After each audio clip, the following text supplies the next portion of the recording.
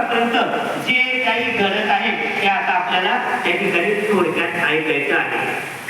आणि त्यांनी सांगितलंय काय की हा ग्रंथ कुठे लिहिला गेला तर कोकणामध्ये राजापूर नावाचं गाव आहे कोकणात. आणि राजापूरचा काय फेमस आहे? आंबा फेमस.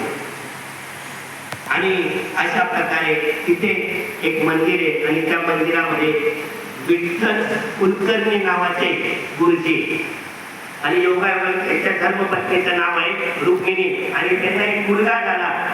त्या मुलाचं नाव आहे रघुनाथ शास्त्री. या रघुनाथ शास्त्रींनी काय केलेले माहिती का तुम्हाला? हा जो पद्मपुराणाचा भाग आहे हा सगळा संस्कृत मध्ये. कशात आहे? संस्कृत मध्ये. व रघुनाथ शास्त्रींनी 1818 साली धूप पातेश्वर नावाचं मंदिर आहे तिथे तो ग्रंथ संस्कृत मधून प्राकृत मध्ये केला आणि तोच ग्रंथ प्राकृत मधून मी तुम्हाला मराठीमध्ये सांगण्याचा प्रयत्न केला.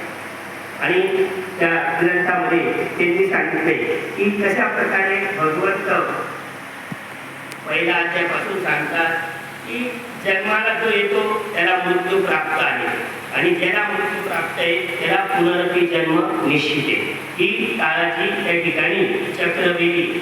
पण भगवंत सांगतात की लक्ष्मी हे कालचक्र जर चुकवायचं असेल तर मात्र 3 वर्षांनी जो अधिक महिना प्राप्त होतो त्याच्यानुसार आपण दान धर्म